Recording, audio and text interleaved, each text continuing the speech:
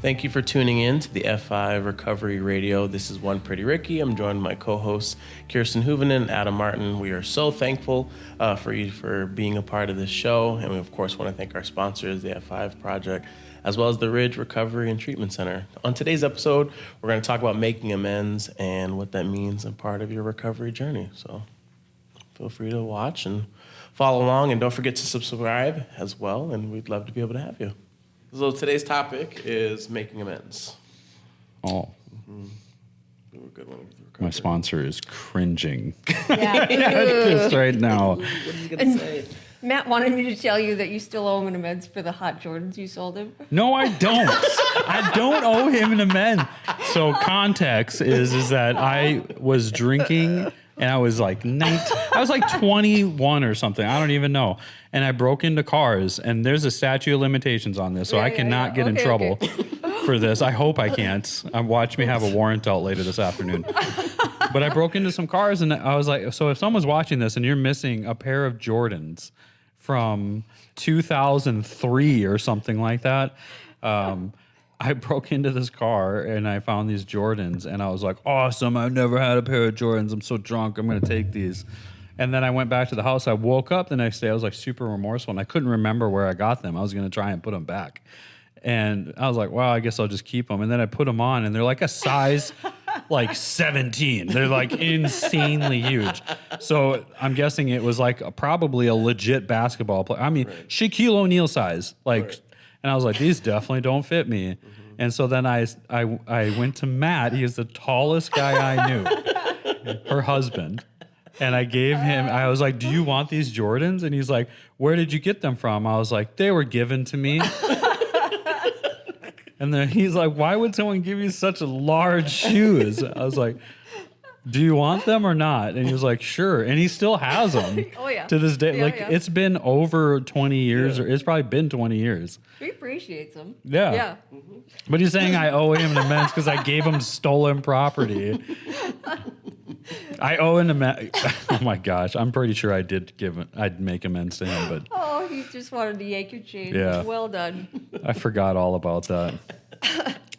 Well, I think the idea that you get sober and then like you get angelic or everything changes is so bizarre. Because the first Christmas I was sober, I worked at Penny's and I stole all of the gifts I gave to everyone that year.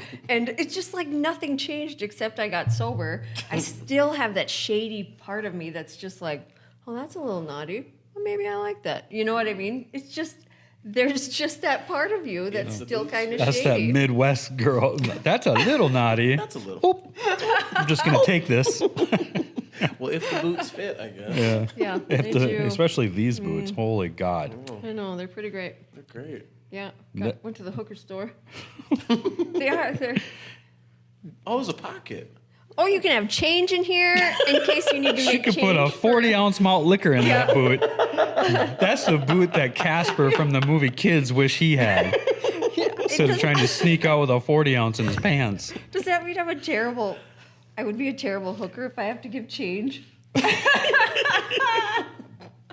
There are change pockets on it. Anyway. It's not my first profession. Be walking down the street giving juice boxes to people. There you go.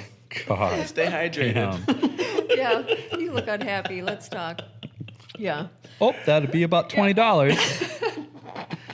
You don't have it? I have liberal credit arrangements. Yeah, you take the girl out of the trailer park, but blah, blah, blah. Anyway, but that does probably coincide with amends still screwing up. Amends are probably, every journey is different.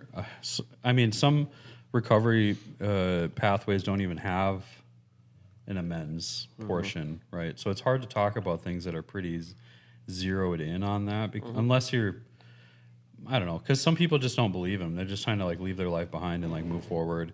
Some are really emphasized in it that if you want to stay sober, you have to make these amends. Right. And so the way that I did my amends or whatever, and I still owe a lot. There's ones out there that are really, really hard to make. And then there's some out there people have died or, whatever. So it's different for everyone. But I'll say with like the guys that I've mentored, or even myself with the amends that I've made, they're like they're so different every single one. Because there was times where I made like amends and I felt like a piece of crap after.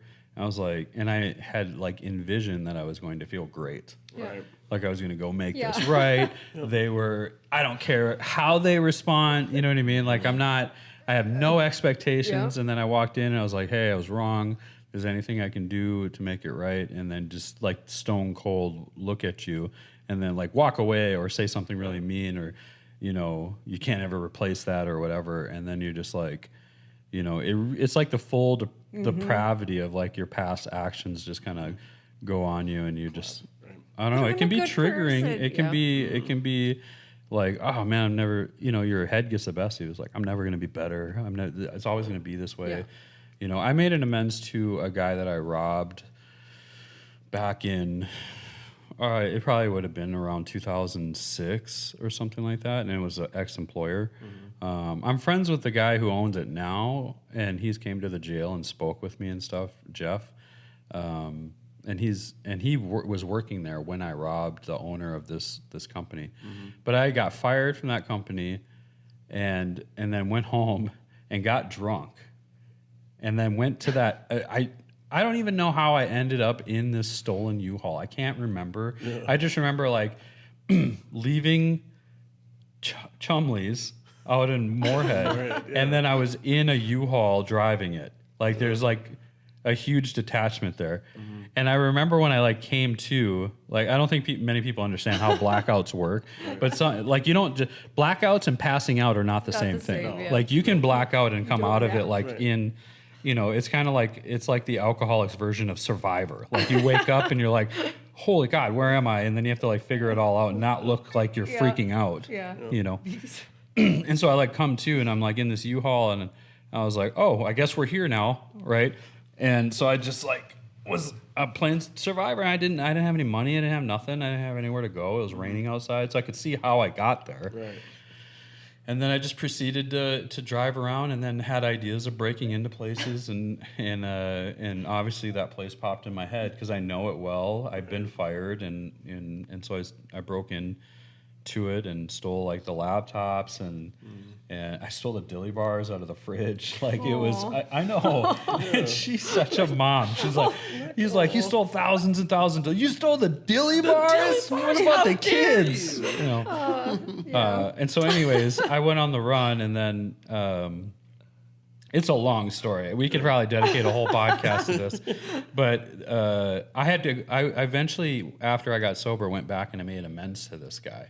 And this was like how important, this was like a life lesson for me on like how impactful or how hurtful they can be, right? And what I mean by hurtful is not the amends itself, but not taking it seriously. So like when I went and made amends to him, I asked him, is there like anything I can do to make this right? And he was like, well, you can pay me back. And I was like, and my ego gets involved, and it's like, well, pay you back for what? You got everything back. Yeah. You know what I mean? But I'm not allowed to like in my recovery say that. Yeah. I'm just allowed. I do whatever I can do to make this right. And so I was like, okay, I'll do that. And then I started drinking again like a year later, right? And then was gone for years, and then came back and went through the amends process, and had completely forgot I made that amends. Yeah.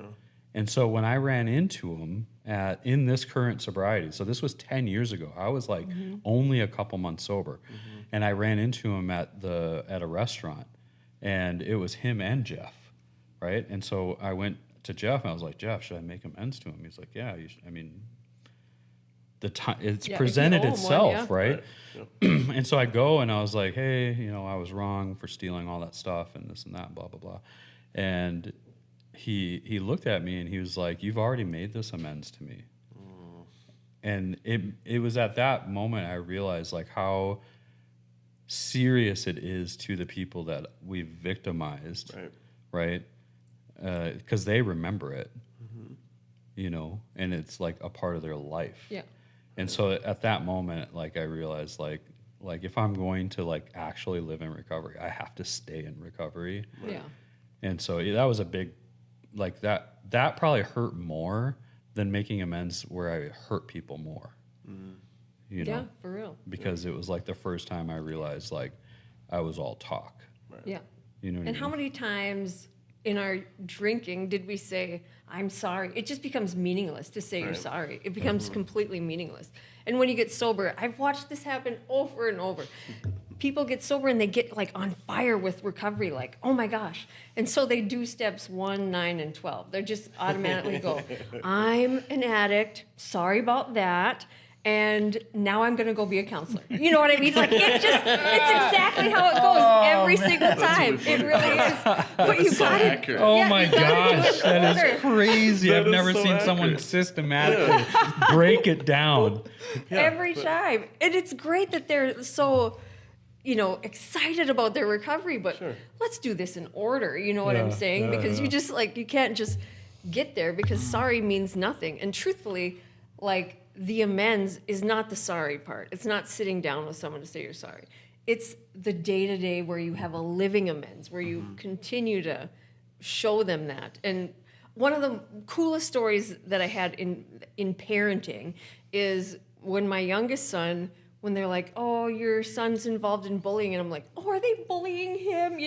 No, he was the bully, which is like heart-wrenching to a mother because we only have one rule in our house, and that's don't be a dick. Right. You know what I mean? Like, there's just one rule. And so anyway, so we found out about this, and then I thought, I don't know what to do because that's most of parenting. I have no idea what I'm doing. Right. And I just thought, okay, what would we do in AA? And so we had him, we talked to him, for a while about it, and then we had him make amends to the kid and then to the kid's parents, because we're like, you hurt their heart too, you know what I mean? Because you hurt their kid or whatever. And I said, but here's the part. This part is the easy part. From now till whenever you are this kid's protector, you know what I mean? When you see this kid being bullied, you stick up for him. I don't care. That's just the price you have to pay. And so, in the beautiful ending that happened on this one, now they're really good friends, and it's just worked out beautifully. But I mean, there's times when it doesn't work out that beautiful, but it's that living amends that creates the future of complete freedom. Like, when you make your amends, there's no place I can't go. There's nobody I can't talk to. Right. I have no more like, oh God, who's that? I have to dodge. You know what I mean? There's no more of that. But to start paying people back, and what is that? I can't remember who said, like, I don't want to pay them back. I need my money. And they're like, it's actually their money, and you still have it. So give it back. Right. You know what I mean? Yeah. Anyway, but that was the coolest amends story I've had as a parent, Well, I think it was hard. So when I first made amends, I didn't have a sponsor. Yeah, so my idea of like making amends was just more of like, okay, I was gonna write these letters, and I had like written out like all these letters to all these different people, because I had like wrote a list, and I was like, sweet, I'm gonna just write all these letters.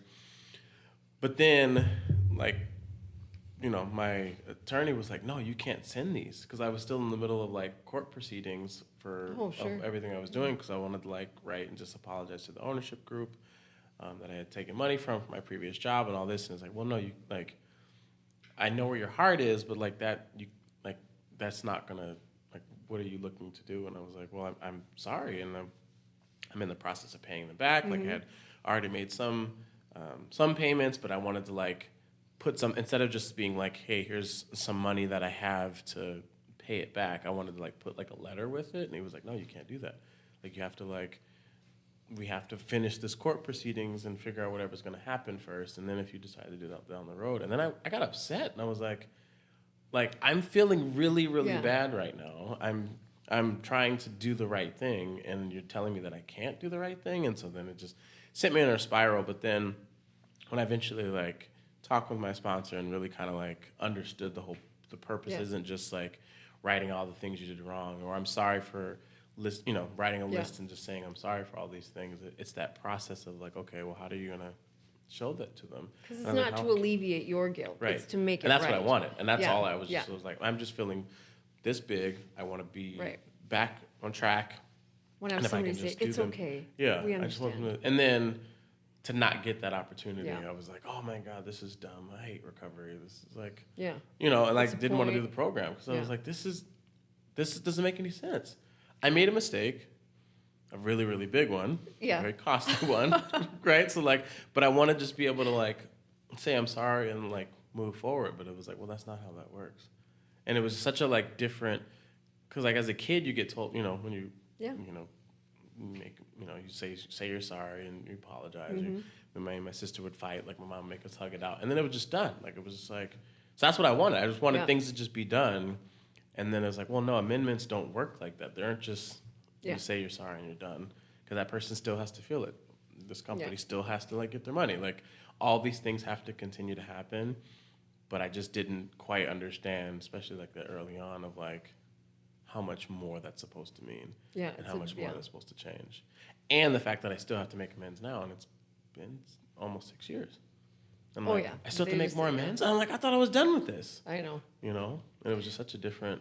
Making amends does make you screw up less things because I don't want to make amends more, Yeah. you know, especially to my husband or whatever, but it just happens that you have to do that. But it was, like you were saying, the reaction they have is none of your business. You know what I mean? Like, you make the amends to better your life and, you know, complete that circle or whatever, but the reaction they have is none of your business. Right. But anyway, Can you imagine some new guy watching this podcast and be like, amends? I just want to stop using meth, bro. Holy cow. Just so we're clear, this is like a year down after being, you know, in recovery. yeah, So do the steps in this order. is like advance, you Yeah. know. Yeah, like- don't go just willy-nilly. I'm sorry.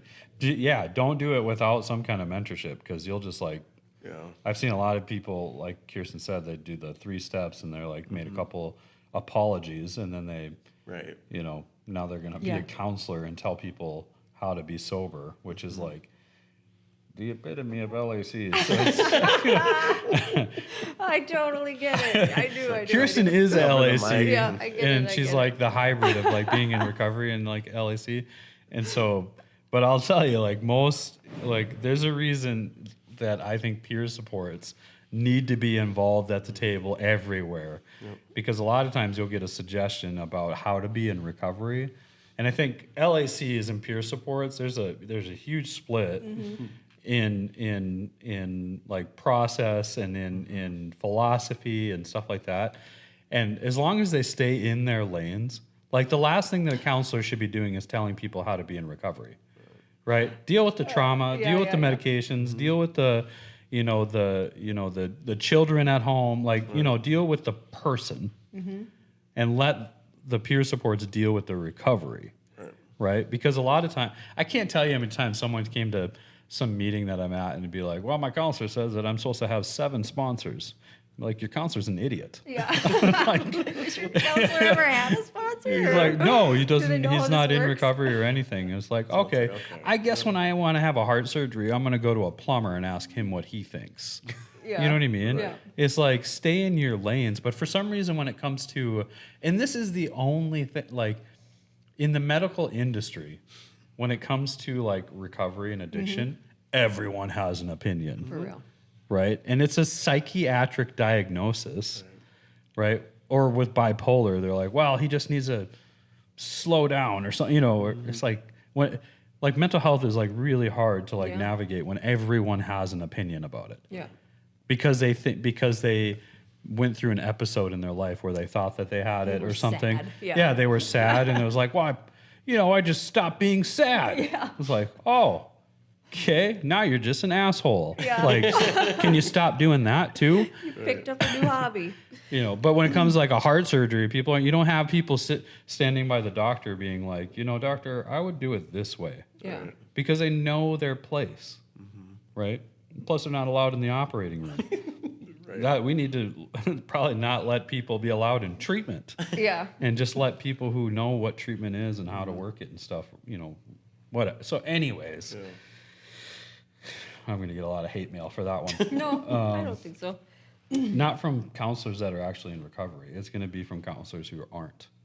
And there's like this thing that's happening where it's just like, I think sometimes, when you've dedicated your life to a cause, and then someone comes down because it's like, I think about it, like, what if someone comes into this industry and is a better Adam Martin?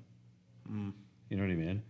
And I think counselors, when peer support started making their way into the recovery world and addiction world or whatever, it was just like, you see this guy come in and he can win over anyone within minutes because of his experience and his life and his recovery. And he can probably do what a counselor has been trying to do for years. Right. And I think it creates a level of jealousy, and it creates a level of resentment, right? It's kind of like two people in a relationship that just don't understand each other. And, you start going to meetings or whatever, and then you start getting better. And then that person's just like, but I've been here the whole time. Right. I think that this is that. Yeah. It was hard to navigate that being a counselor in recovery, having peer support come up. It's like they didn't have to do any of the work. They don't know any of the ethics.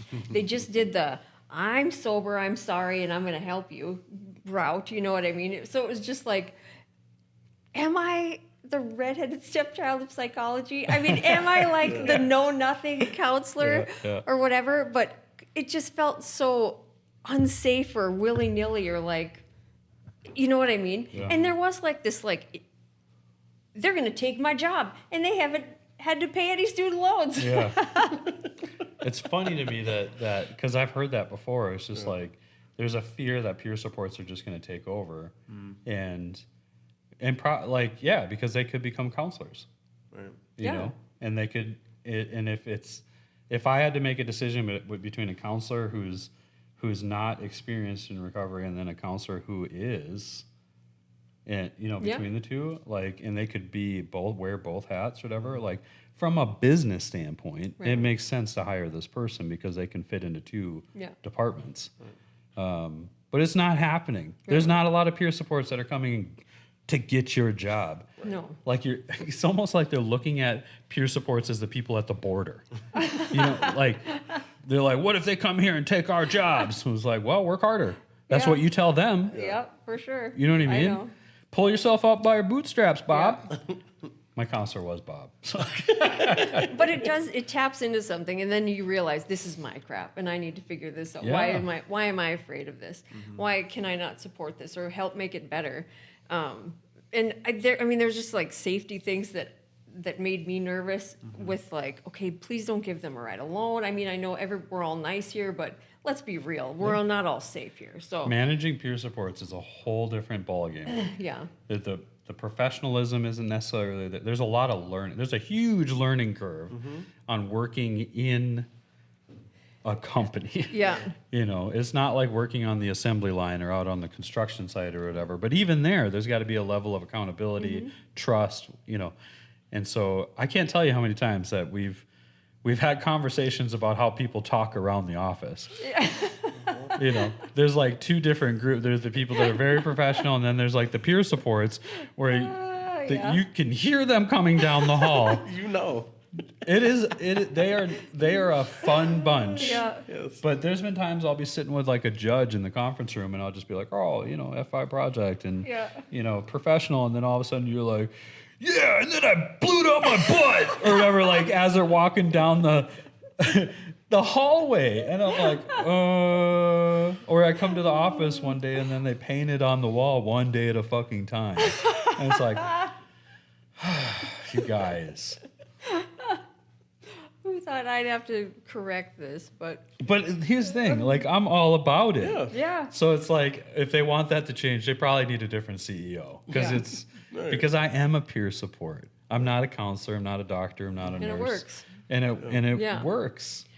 So. And have you seen? I know we're getting totally off topic here, but.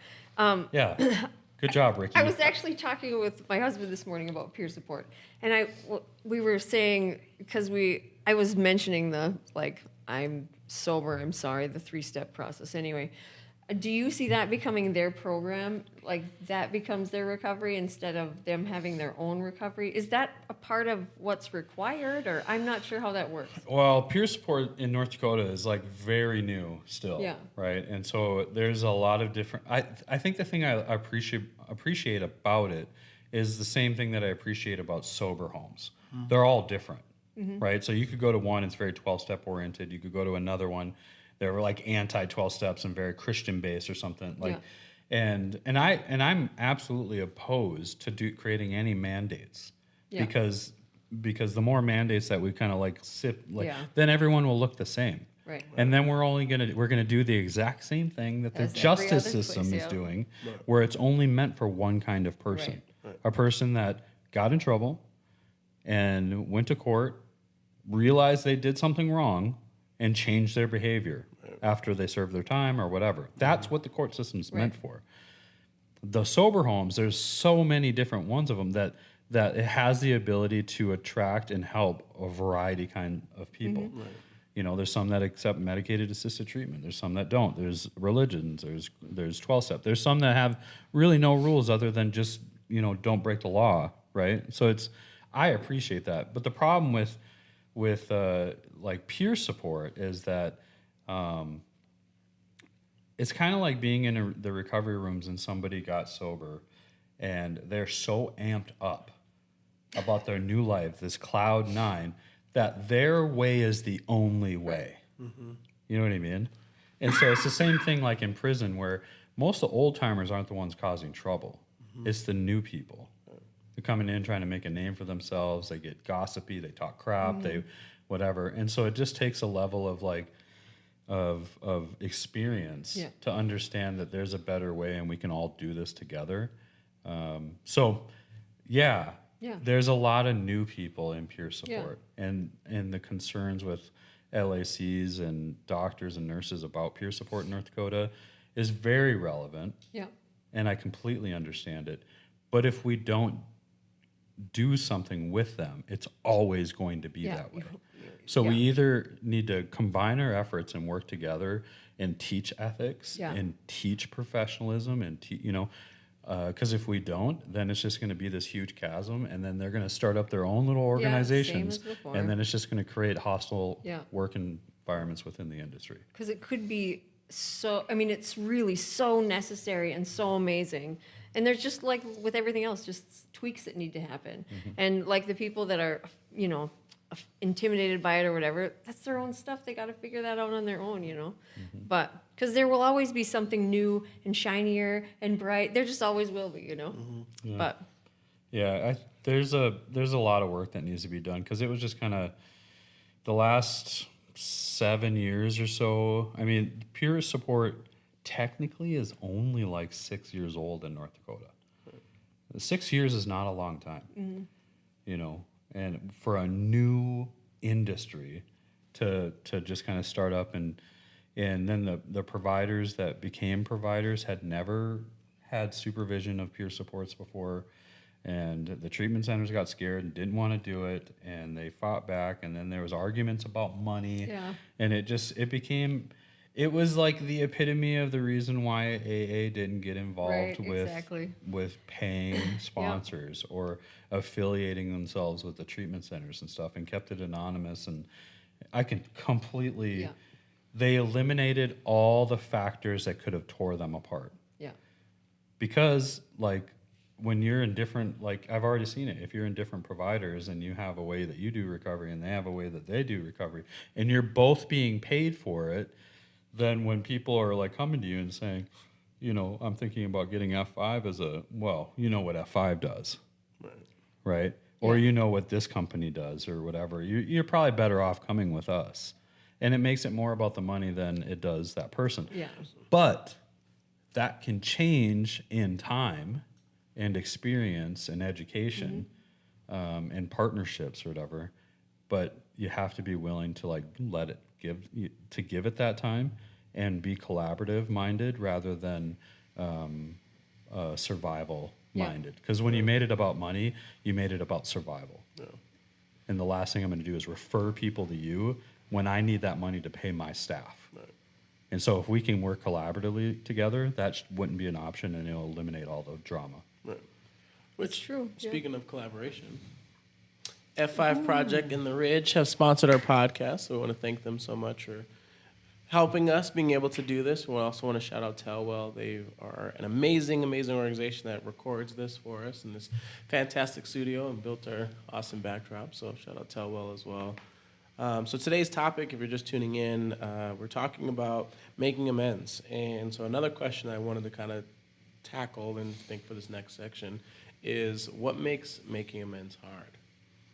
Like, what's your hardest amends that you've ever had to make? You don't have to say specifically. I'm not going to say. No, not What's specifically the say worst that. thing you've ever done, Kirsten? Let's get it on But TV. Drum roll. what makes making that amends so tough? Well, all of them are tough. Well, some are You're tougher essentially going and telling someone that you were wrong. It's ego. I mean, some of them I've are s- easier than others, though. Sure, Well, yeah. but they're still hard. Fear. Yeah. You still have to go and apologize to someone, essentially, and tell them that you were wrong, or they may not even know about it. Right. You know what I mean? Well, some of those maybe should be avoided. I Yeah, mean, have a yeah. sponsor so you know, but Yeah, I've yeah. had amends be made to me where they're like, hey, Kirsten, I talked bad about you for a long time. I'm really sorry about that. I'm like, you did? I thought we were cool. What in the world? Oh man, that was I remember. Those are so bad. Yeah, there was a guy that came to me and he's like, and I personally think that there was ways that alcoholics and addicts manipulate Oh, for sure. because they don't like you. Yeah. You know what I mean? There's a lot of trauma there, and there's a lot of there's a lot of growth that needs to happen. But a guy came to me, and I personally think that the reason he made the amends is because he wanted me to know, right? Okay. So he came to me and was like, Adam, I was wrong. I character assassinated you behind your back. I talked about you a lot to other people, gossiped, and I was just like, and he was like, and it was about your character and your integrity, and I was like, and he's like, I was wrong. And I want to make that right. What can I do? And I was like, nothing, I guess. I appreciate the amends. Stop And then he talking walked about away. I was like, and it just blew my Yeah. mind. Yeah. Because I was like, I never conceived that guy would ever talk bad about me. Yeah. And so then it just it created more harm. Yes. Yeah. And that was the thing that we talked to, make the amends unless it's going to create more harm Yeah. to you or others or, or whatever. And so that one hurt. It hurt Yeah, for my real. I know. feelings. Yeah. I was like, amends suck. Yeah. Yep.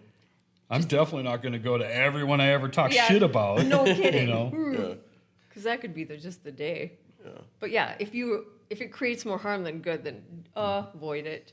Yeah. Whoever was, came up with the rough. concept of make amends to people that you gossiped about when they don't know about it is an idiot. Real, an that is the idiot. dumbest thing that I've ever heard. Because that person probably had no idea, and now you just made them have less trust in recovery. Yeah. Right. Right? There's now these guys in these rooms are talking shit about me behind my back. I knew it. Yeah. I know.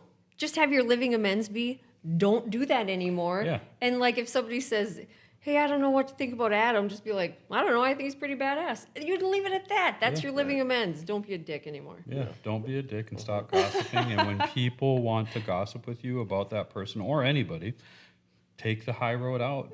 For real. That's the amends. Right. It's the action. Yeah. Yeah.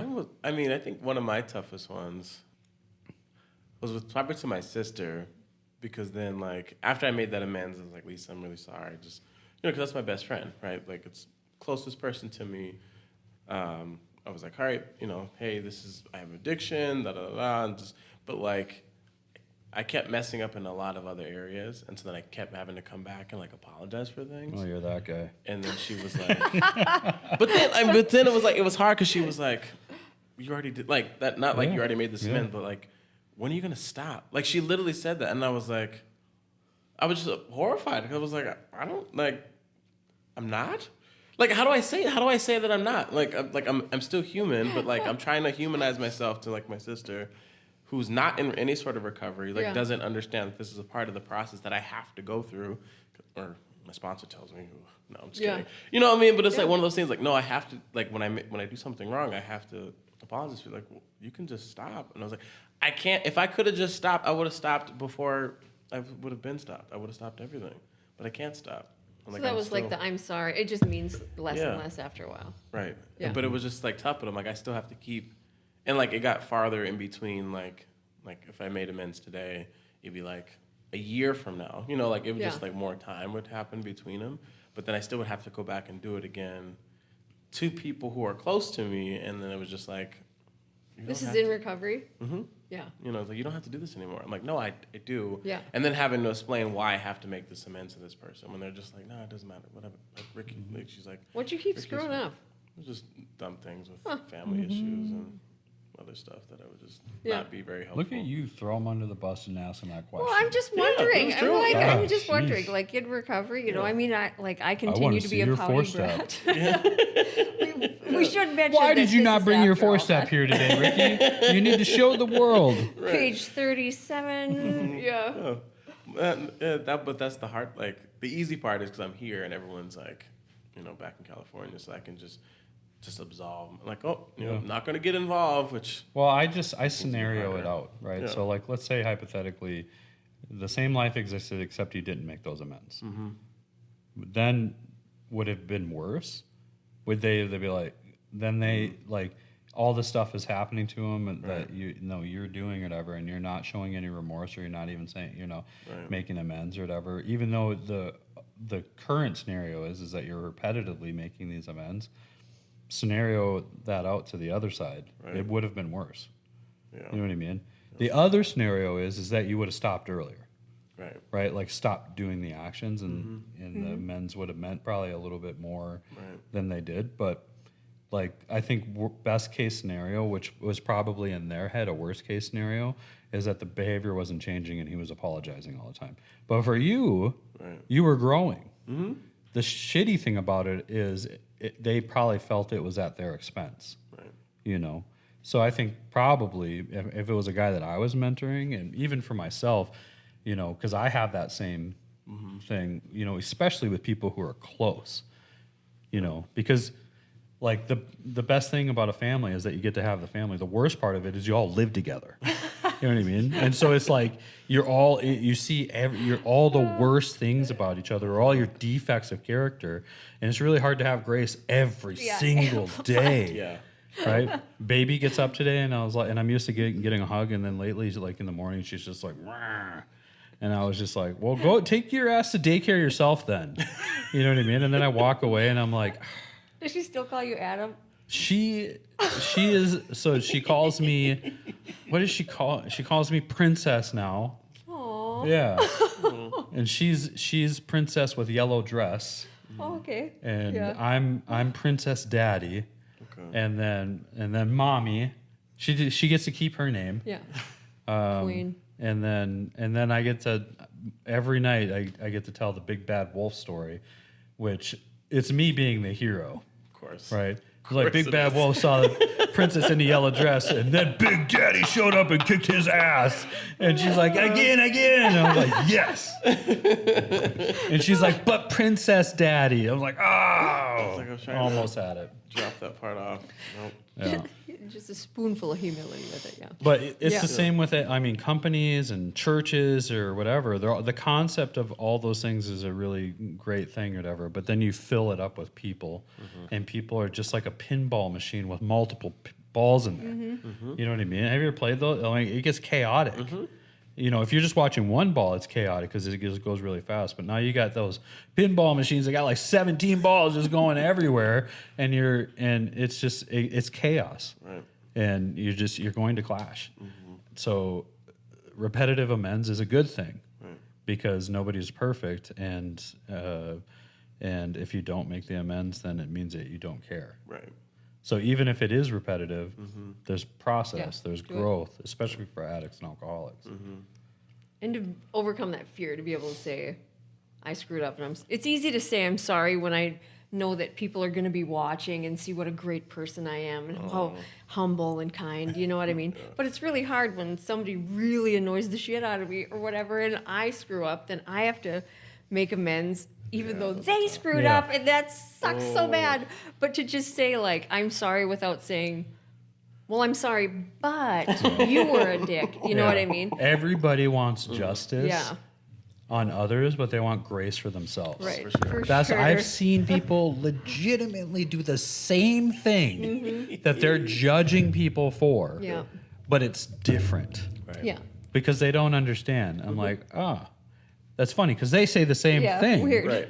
Right? Or like when I I run a red light or whatever, and then I judge the guy behind me for doing it too. But at least I didn't do it as bad as him.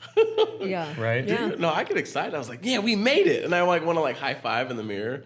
Maybe that's terrible. No. Because I was like, yeah, like, because I felt like if I sped up enough so he could get through too. You know? Yeah. Get out of here. Yeah. You seriously do that? That's what your thought process I is? was like, we made it. And I was like, yeah, that's Well, that's I make terrible. it through, and then I look back, and I'm like, I can't believe you actually went through. No, I was like, I'm speeding up even faster to make Somebody sure they should can get arrest through. that Turned guy. red while I was going through it. That guy was a hard stop. Yeah.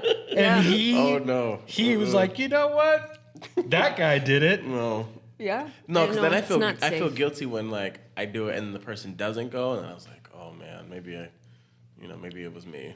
But then we both go. Then it's like, all right, cool. You know, it's like, Interesting. yeah, just like, hey, fine, we did it, we got through it. Yeah. Man, the other day I was in the intersection, and I just wasn't paying attention. I was like gapped out, like staring. And for some reason, subconsciously, when vehicles move, I start moving. Yeah, Right? for real. They're Especially if they're turning, next to me. Yep. And so the problem with that is the turn lane. Yeah, Because they're sometimes going. it turns green and yours still stays red, but so he starts moving forward. And so then I wasn't like paying attention, and then I noticed he moving, and I started driving, and all of a sudden the turn side on the opposite side was going, and then he stops and he stares at me and he's like, "What the?" And I was like, "What are you doing?" And then I was like driving, and I look up, and it's like hard red, and I was like, "Oh, sorry." Sorry. That's okay. That's me. Sorry about that. Now it'd be really something if the guy behind me was like, "I'm going." Yeah, to I know. And Ricky's like, we did it. Yep, then you got a Then high I five would in be the like, mirror. "We did it." Damn the man. And these Solid broke the goddamn law. streetlights. Yeah. We did it. The government trying to control our lanes. Oh man. Oh, that's funny. You could build out a whole philosophy based on traffic. Yeah. But anyway. Yeah, so Yeah. men's are tough, man. They for the smaller ones or like medium-sized ones, it really just comes down to like pride and ego, you know. Like if I owe a huge financial amends to someone, it's, you know, it's typical that a guy will think to himself, I'm just going to save up enough money and just Yeah. pay it do off. the big thing. Right? But even with that, ego comes with it because I just walked over and just put a $5,000 check down. Right. I look good. Yeah. I must be doing well. Right. Right. And so if you make the payments though, like the $20 a week or you know a couple $100 a month, and you have to do that for years. Like there's no ego with that. There's no pride with it. You have to have accountability. You have to have consistency. There, you know, and people will normally just not do it. Right. Yeah. And when you start hitting financial struggles, it's the first thing to go. Yeah. You For know what I real. mean? Yep. Yep. And so, it's basically not your money. Like if you took money Yeah. from someone or whatever, you're just giving them their money back. Yeah. Yeah. It's literally- It wasn't know, yours ever. You're not paying a fine. You're paying borrowed money that you stole or whatever. Yeah. Right? Yeah. And so as long like it's ego and pride, 100%. Every single time that I've seen someone not willing to make a certain amends or they don't follow through with it, it's all been a level of ego. I don't need to do this stuff. Right. 1, 9, and 12. What's $20 a week? Yeah. Well, it adds They're not up. even Yeah. going to notice. They're richer than I am. Yeah. They don't You know? deserve it. All this stuff. Yeah. I don't owe. I'm not giving the money to that medical establishment. They've been stealing money from people themselves. It's like, Justifications. yeah, the Yeah. you minimize it, you rationalize it, Yeah. you justify it. That's why I'm saying it's all ego because it's always your head telling you that you don't need to do something or you do need to do something that's not healthy for you. Right. You know, it's just this constant battle between the id and the super ego, right? Yeah. And you're sitting in the middle like, that's a great idea. I'm just not going to make amends. And, I should use meth? Okay. Right. And then you got this other side who's just like, you're a piece of crap. Right. You're a horrible human being. It's Yeah. just war inside your head. And you're just trying to navigate it. So a lot of times it's just like, that's why the sponsor or the mentor is perfect because he's outside of that you know, the ego, the id, and the super ego going back and forth trying to navigate, and you're emotionally attached to both. Right. You know, so then you got this other guy that comes in and it's just like presents this case, and it's logical, and so it appeals, you know, to the ego and the super ego, because it's like, oh, that makes sense. Right. Now they have evidence and you know, lived experience, and it just kind of trumps that terrible impulsive thought process of like, I should spend more time with that girl instead of spending time, you know, at work or whatever, right? And so mentorship and sponsorship is by far the trump card. Yeah. And it's fear. It's fear that keeps us from doing that. But like when it says you're going to know a new freedom and a new happiness, you know, all of that line in the big book, it is true that like being accountable creates this freedom where I'm not afraid to answer my phone anymore. I'm not afraid to look through my emails. Right. I'm not afraid to go get the mail. The sticker on my front door is not an eviction notice anymore. It's probably vote for me, whatever they put on your door. Anyway, but it's just fear that keeps us from doing that, and it keeps us separated.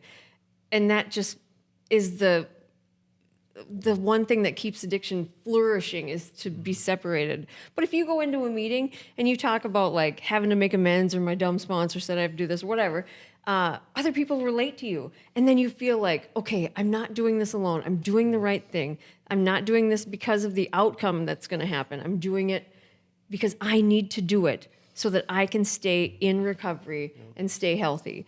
And there's so many more moving parts to that. But before you even get here, you're going to have done your 4th step and your 5th step and all of those things, so that you will be ready and like emotionally mature enough to be able to say, Hopefully. So, yeah, You've well, done hopefully.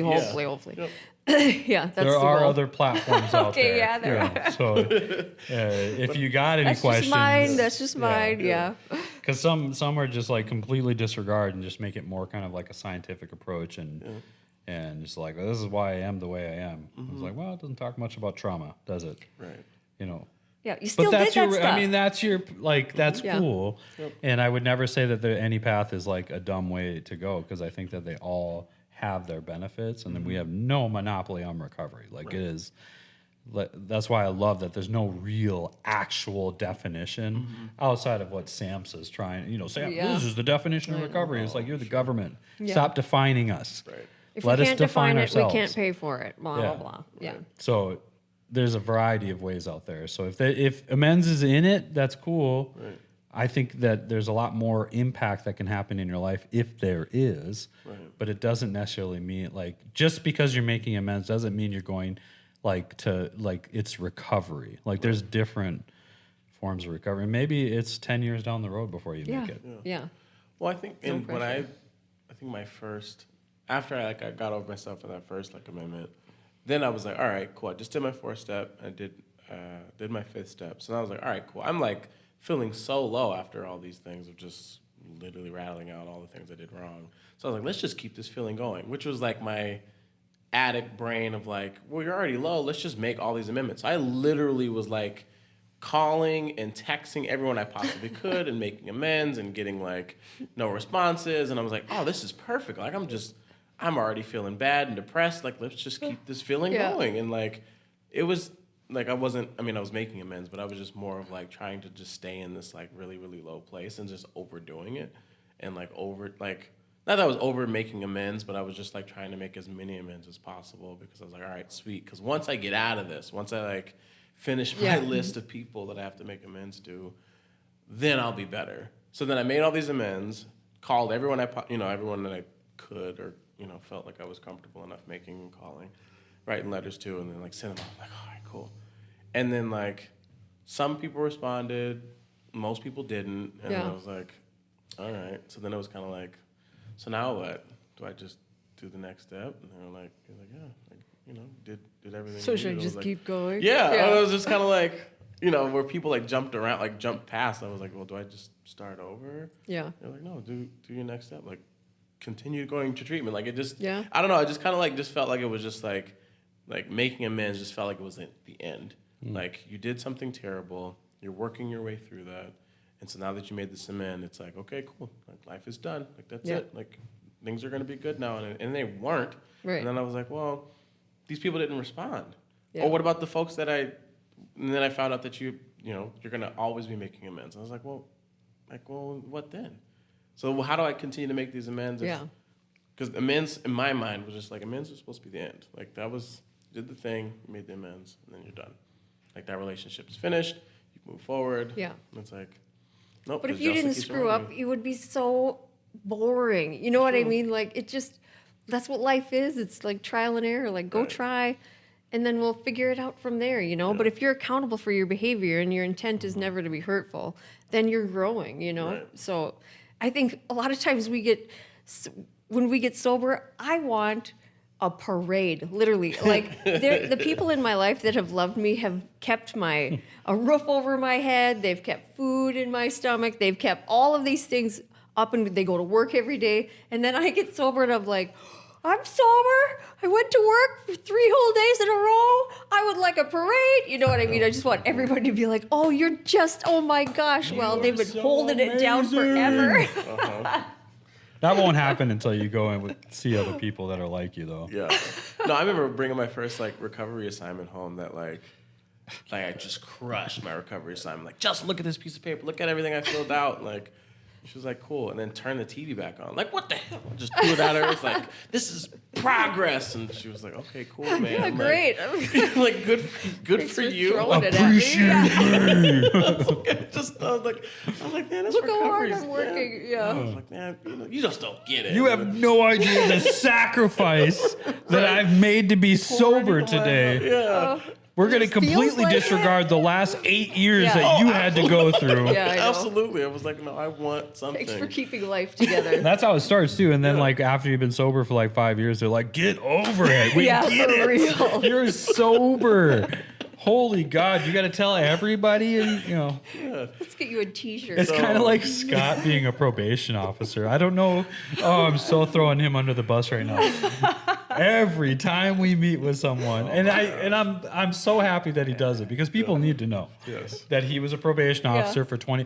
He was in law enforcement for 20 years. Yeah. But every time we meet someone when we're doing something with F5, it's like, well, I was in law enforcement for 20 years. Yeah. And it's like, it makes me think of every time when I first met someone, it's like, yeah, I don't know if you guys know this, but I've been sober for about 3 years or 30 days or whatever it was. Yeah. And it's just like, and then when you're around people, the same people a lot, and they hear you talk about it every time, or your Facebook, they're just like, oh my God, we get it. You've behaved for 30 days. We've been doing it for, 25 years or 30 years or something. So you're saying you were a douchebag for the 30 years before the last 30 days? Right. Yeah, that's good. No, let's not talk about that. We're going to talk about the last 30 days. That's right. Let's just focus on this. And really, you get sober so many times, you quit telling people you're sober, because it's just like, well, I'm just going to disappoint you in 6 months anyway when I say that whatever. Or you're like the guy when someone comes in and is like, I'm 5 years sober.